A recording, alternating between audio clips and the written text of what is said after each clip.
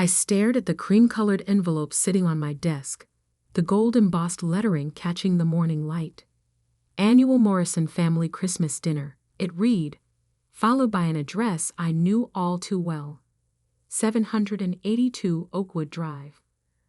The family estate where I'd spent countless holidays being reminded of my place in the hierarchy. My fingers traced the edge of the invitation. 3 years had passed since I'd attended their precious dinner.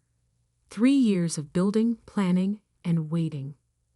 Now holding this invitation felt different. This time, I wasn't the charity case cousin they'd all whispered about. I was the CEO of Walker Industries, and as of tomorrow morning, the new owner of Morrison Technologies. Though they didn't know that part yet. Ms. Walker? My assistant Sarah's voice came through the intercom. The final acquisition papers just arrived from legal. Send them in, I replied, sliding the invitation into my drawer. Sarah entered, her heels clicking against the marble floor of my penthouse office. She carried a thick folder marked confidential and wore the kind of smile that meant good news. Everything's in order, she said, placing the folder on my desk. The board approved the buyout unanimously. They never realized Walker Industries was behind the holding company. I opened the folder, scanning the documents that would transfer ownership of my uncle's company to me. Uncle James, who'd laughed when I asked for a job after college. We need serious people here, Emma, he'd said, not dreamers living off family handouts. The memory still stung, but now it fueled me. Sarah, I said, signing the final page, clear my schedule for Christmas Day.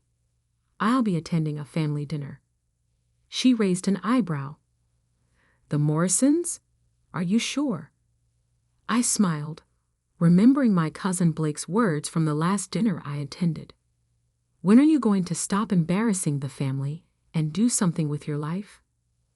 Oh yes, I replied. It's time they learned what I've done with my life. The week before Christmas passed in a blur of meetings and preparations. The acquisition was set to complete at exactly 2 p.m. on Christmas Day. Right around the time my family would be serving turkey and judgment in equal portions. I chose my outfit carefully that morning. A simple black dress that probably cost more than my cousin Blake's monthly salary, though you'd never guess by looking at it. No flashy labels, no obvious signs of wealth. Let them think I was still struggling. The reveal would be sweeter that way. As I pulled up to the mansion in my modest car, not the Bentley I usually drove, memories flooded back. Every Christmas dinner, every snide comment, every time they'd made me feel small. Emma, my Aunt Patricia's voice carried across the driveway, sticky sweet with fake concern. We weren't sure you'd come. Times must be difficult. I smiled, clutching my simple handbag that held nothing but my phone and the acquisition papers. Thank you for inviting me, Aunt Patricia. Inside, the house smelled of pine and pretension. Crystal glasses clinked as relatives milled about, their designer clothes and jewelry competing for attention. My cousin Blake stood by the fireplace, holding court with his usual admirers. Well, look who it is, he called out, loud enough for everyone to hear. The prodigal cousin returns. Still working at that startup, Emma? Or have you finally found a real job? I kept my face neutral. If he only knew that his real job at Morrison Technologies would belong to me in less than 2 hours. I'm managing, I said quietly, playing my part. Uncle James appeared, drink in hand. Emma, surprised to see you here. Though I suppose free dinner is hard to pass up these days. The room tittered with polite laughter. I took a seat at the massive dining table, carefully arranged with the best china and crystal. As always, they'd placed me near the kitchen door, the subtle positioning of the family disappointment. Aunt Patricia began serving turkey, making sure everyone knew she'd had it specially prepared by a chef who trained in Paris. The conversation flowed around me, mostly about business deals and vacation homes. Speaking of business, Blake announced, "We just closed a major acquisition at Morrison. Dad's company is about to double in size." I bit back a smile. The acquisition he was talking about was a smokescreen, a small deal we'd let them think they were winning, while we quietly bought up their shares through various shell companies. "Still living off handouts?" my cousin Jessica asked, not even trying to hide her smirk as she passed the cranberry sauce. "I heard you were seen looking at apartments in the East Side. Bit above your means, isn't it?" I checked my watch. 1:58 p.m. Almost time. "You know," Blake continued, swirling his wine, "if you need help finding something more suitable to your situation, I know some affordable neighborhoods." 2:00 p.m. Right on schedule. The doorbell rang. The room fell quiet. No one was expected at this hour. "I'll get it," Aunt Patricia said, but I stood up. "No, please. Allow me." I walked to the door, feeling their eyes on my back. Opening it, I found Sarah standing there in her impeccable suit, tablet in hand. "Ms. Walker," she said crisply, loud enough for everyone to hear, "your acquisition of Morrison Technologies is complete. The board has been notified, and the press release goes out in 5 minutes." The silence behind me was deafening. I turned to face my family, finally allowing myself to smile. "Thank you, Sarah. Please let the board know I'll be making some changes, starting with the leadership." Uncle James's glass slipped from his hand, shattering on the hardwood floor. Blake's face had gone completely white. What is she talking about?" Aunt Patricia whispered. I pulled out my phone, showing them the press release that was about to go live. "Walker Industries acquires Morrison Technologies in surprise takeover." "Walker Industries," Blake stammered. "But that's my company. I finished for him. The one I built while you were all too busy mocking me to notice. Now, shall we discuss those affordable neighborhoods you mentioned? Because I believe you'll all be looking for new jobs soon." The turkey was getting cold, but suddenly, no one was interested in eating. And this was just the beginning. The room froze. Silverware clattered against china as hands went limp with shock. Uncle James stumbled to his feet, his face turning an alarming shade of red. "This is impossible," he sputtered. "Walker Industries is a multi-billion-dollar company. They've been buying up tech firms across the country. You couldn't possibly." I pulled out the acquisition papers from my handbag, laying them carefully between the turkey and cranberry sauce. "Would you like to see the documentation, Uncle James? Or perhaps you prefer to check your email? The board should have notified you by now." As if on cue, phones started buzzing around the table. The press release had gone live. Blake lunged for his phone, fingers trembling as he pulled up the announcement. "Emma Walker, CEO of Walker Industries, announces complete acquisition of Morrison Technologies." He read aloud, voice cracking. "This is some kind of joke. Like when you told the board I wasn't qualified for an entry-level position." I asked, maintaining eye contact. "No, cousin. This isn't a joke. This is business." Aunt Patricia gripped the back of her chair, knuckles white. But you were struggling. Living in that tiny apartment, driving that old car."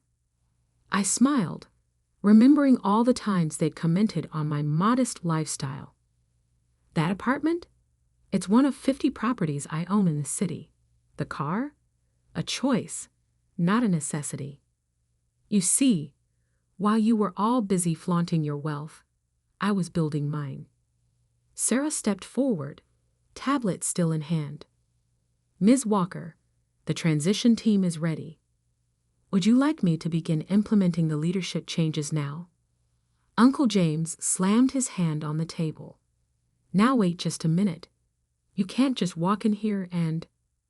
I can. I cut him off calmly. And I will. But first, let me share a story. Since we're having such a lovely family dinner. I took my seat again, smoothing my dress.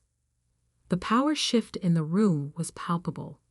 Every eye was fixed on me, including those of relatives who'd barely acknowledged my existence for years. 6 years ago, I came to you with a business proposal. I began, looking directly at Uncle James. A digital payment processing system that could revolutionize how small businesses handle transactions. You laughed me out of your office, said I was playing entrepreneur. Remember? He swallowed hard, but said nothing. So I took my proposal elsewhere. Built it myself. That system now handles over $50 billion in annual transactions. But that was just the beginning.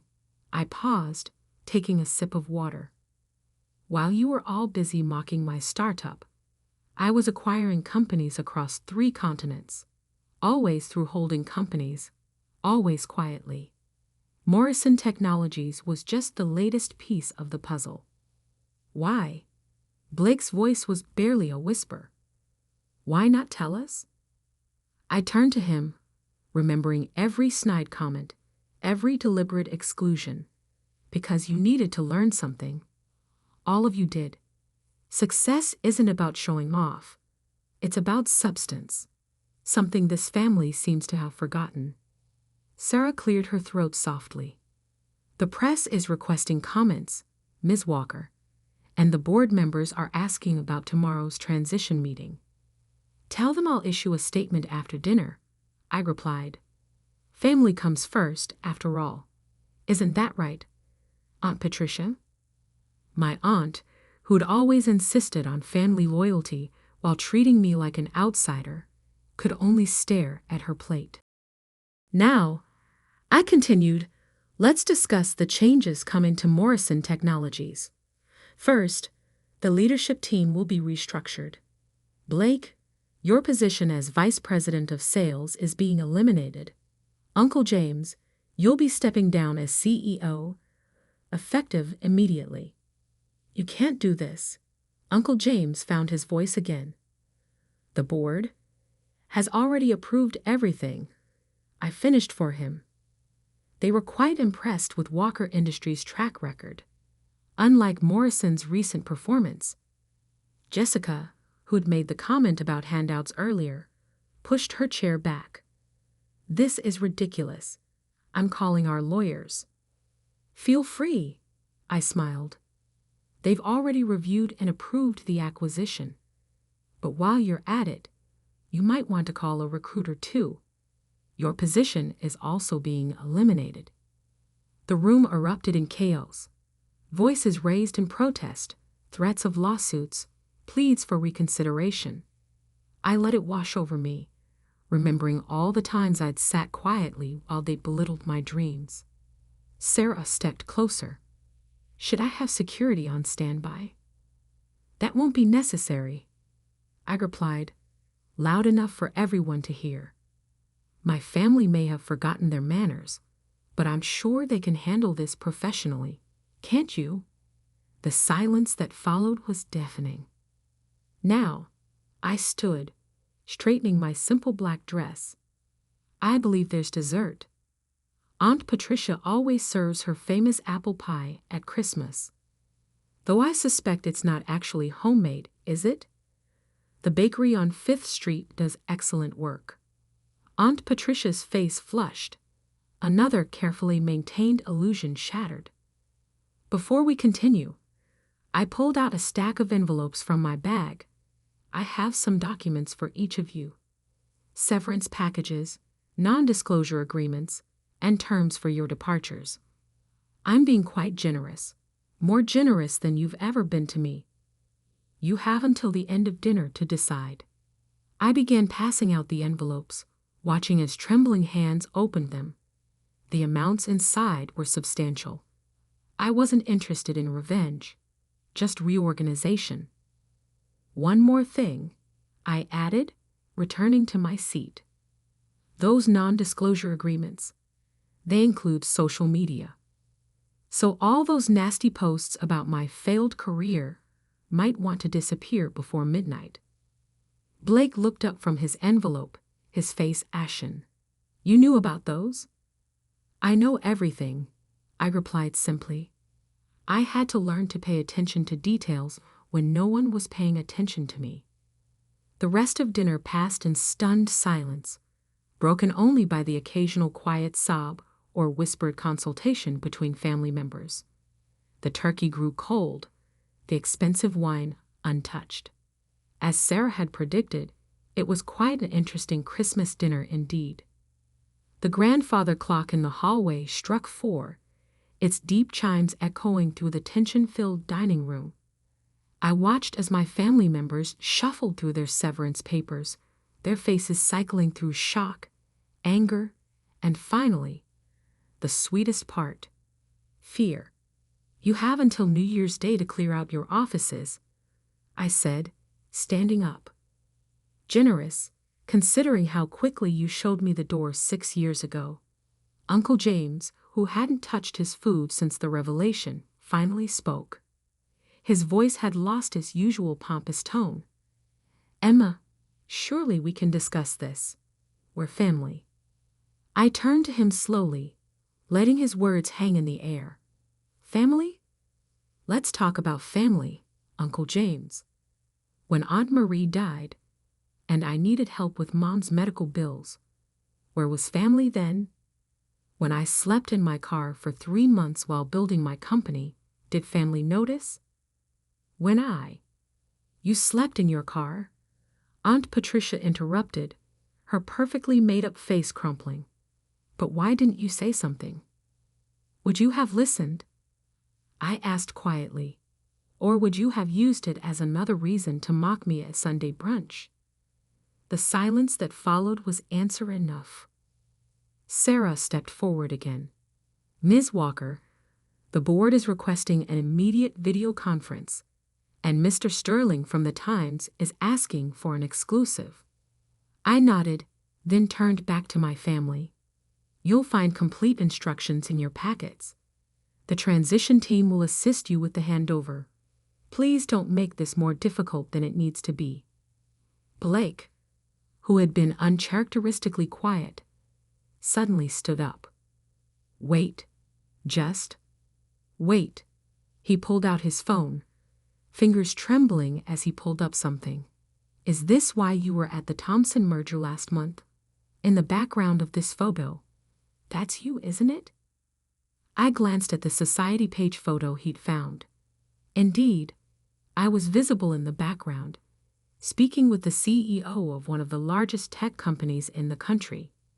Yes, unlike some people, I prefer to do my work quietly. But you were wearing, he trailed off, staring at my simple black dress. A Channel couture gown worth more than your annual salary. I finished for him. Yes, I just choose not to flaunt it at family dinners. Jessica, who had been frantically texting under the table, looked up with wide eyes. I just checked Forbes. Walker Industries, you're worth more than this entire family combined, I confirmed. Though that's not the point. The point is what you do with power, once you have it. I picked up my handbag, a handmade piece that cost more than their monthly mortgages, and prepared to leave. But first, I had one more thing to say. You know what the real irony is? I looked around the table, meeting each pair of eyes. If any of you had bothered to really see me, to listen when I came to you with ideas, you could have been part of this.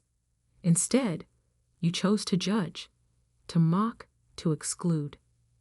That was your choice. Now I'm making mine. Aunt Patricia burst into tears. But what will people say? The scandal. People already know, I replied. They've known for years. I'm quite well known in business circles. You just never bothered to look beyond your own small world to notice. I turned to Sarah. Please ensure everyone signs their NDAs before leaving. And have security start changing the access codes tomorrow morning. Yes, Ms. Walker. And your dinner appointment? Keep it. I think I've lost my appetite here. As I walked toward the door, Uncle James called out one last time. Emma, please. Give me a chance to make this right. I paused, hand on the doorknob. You had 15 years of chances, Uncle James. Now it's my turn to run things. The drive home was quiet. Sarah sat in the passenger seat of my modest car, efficiently working through emails on her tablet. The press release has gone viral, she reported. Your family's social media accounts have all gone private in the last hour. I smiled slightly. Have there been any calls from them yet? 17. Mostly from Blake and your uncle. Should I continue blocking them?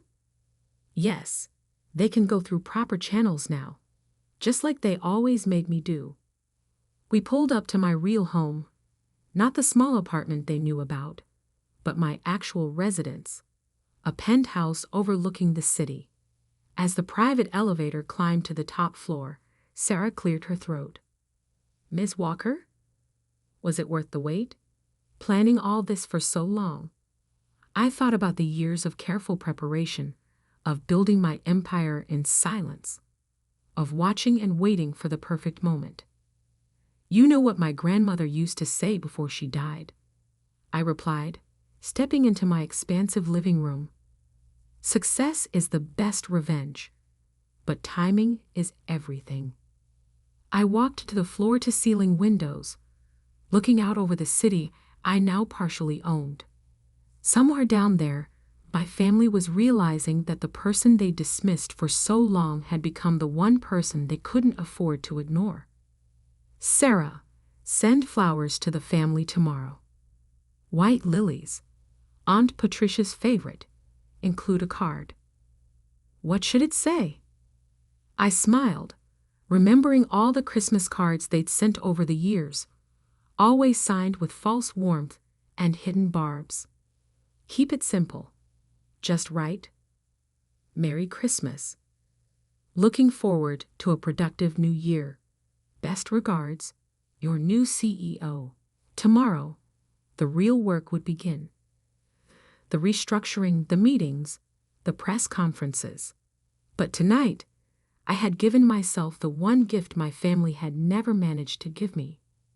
Respect. And that was worth more than all the Christmas dinners in the world.